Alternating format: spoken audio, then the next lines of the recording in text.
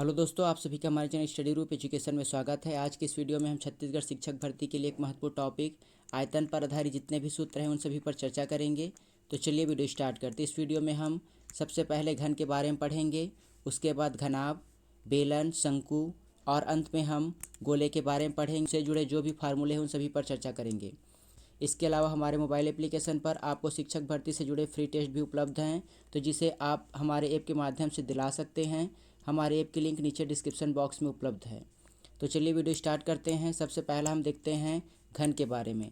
घन एक ऐसी आकृति होती है जिसकी सभी भुजाएं बराबर होती है और इसमें 6 फलक होते हैं। अगर इसके भुजा की लंबाई की बात करें तो इसकी भुजा की लंबाई ए होगी। तो सारी जो जितनी भी इसकी भुजाएं होती है सभी की लंबाई एल होती है, तो यह घन होता है। घनाभ में यह लंबाई, चौड़ाई और ऊंचाई अलग अलग होती है। घन और घनाभ में केवल यही अंतर होता है। अगर इसके हम आयतन की बात करें तो आयतन होता है ए क्यूब। इस फार्मूले को आपको याद रखना है। अगर आपको आयतन बोला जाए घन का तो केवल आपको ए क्यूब लेना है, अर्थात जो भी भुजा की लंबाई दी रहेगी। अगर मान लीजिए भुजा की लंबाई 6 है तो 6 का अगर आप क्यूब कर दोगे, अर्थात 6 को 3 बार गुणा कर दोगे, तो आपको इसका आयतन मिल जाएगा।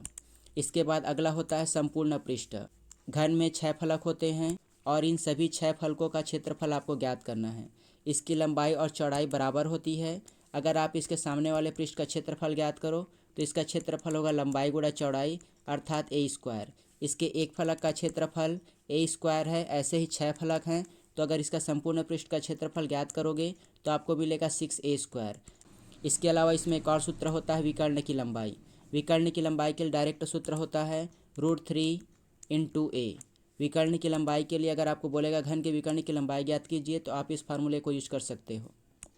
अगला आकृति देखते हैं घनाभ।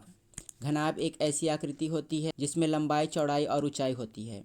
अगर आप इसके चौड़ाई की बात करें तो चौड़ाई को b से रिप्रेजेंट करते हैं, इसकी लंबाई को l से और इसकी ऊंचाई को h से रिप्रेजेंट करते हैं।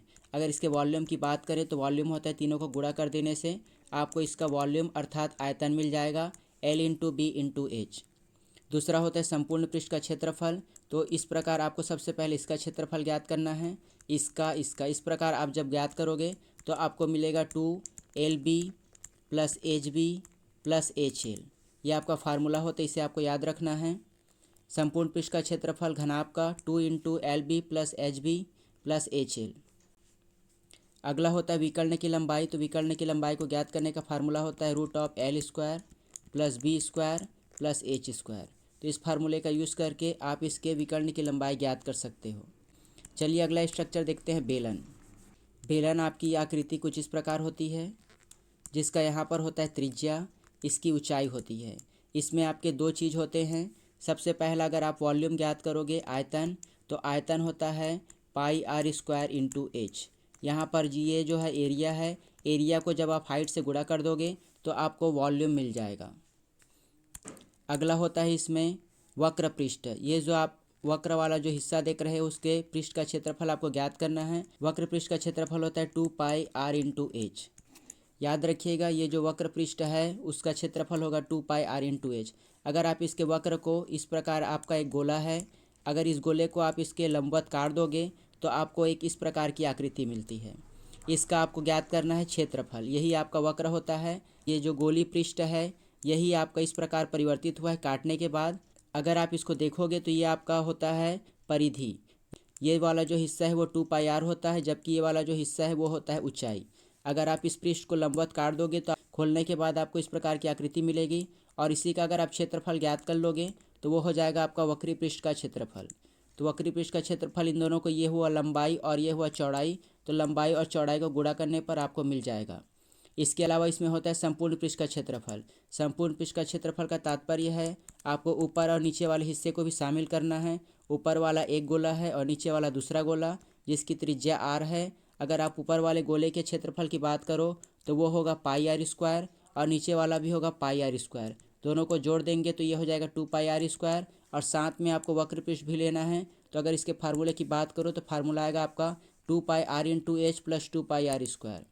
इसका फार्मूला होता है संपूर्ण पृष्ठ का क्षेत्रफल 2πrh + 2πr²। तो इसमें केवल इतने फार्मूले होते हैं। चलिए अगला स्ट्रक्चर देखते हैं, अगली आकृति। अगली आकृति है शंकु की।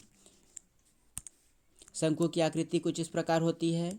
ये वाला जो तिरछा वाला हिस्सा है उसे एल कहा जाता है, तिर्यक ऊंचाई, ये वाला जो है उसे एज बोलते हैं, और ये वाला आपका त्रिज्या है। अगर आप एल की लंबाई ज्ञात करना चाहो तिर्यक ऊंचाई, तो तिर्यक ऊंचाई आप पाइथागोरस प्रमेय से ज्ञात कर सकते हो। यहाँ पर एक त्रिभुज का निर्माण होता है, ये वाला हिस्सा आर है, ये वाला एच है और ये वाला कर्ण एल है। तो कर्ण का वर्ग होता है लंब का वर्ग प्लस आधार का वर्ग।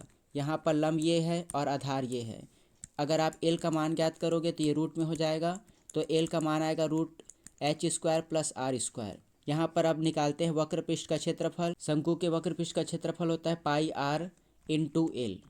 अगर आप संपूर्ण पृष्ठ का क्षेत्रफल ज्ञात करोगे तो संपूर्ण पृष्ठ के क्षेत्रफल में आपको वक्र पृष्ठ के साथ साथ इसका जो नीचे वाला वृत्त है उसका भी क्षेत्रफल शामिल करना है, तो इसे शामिल कर देंगे पाई आर स्क्वायर।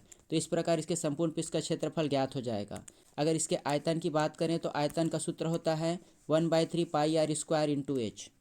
इसके आयतन का सूत्र को याद रखिएगा, 1/3 पाई आर स्क्वायर इंटू एच, ये उसका आयतन होता है।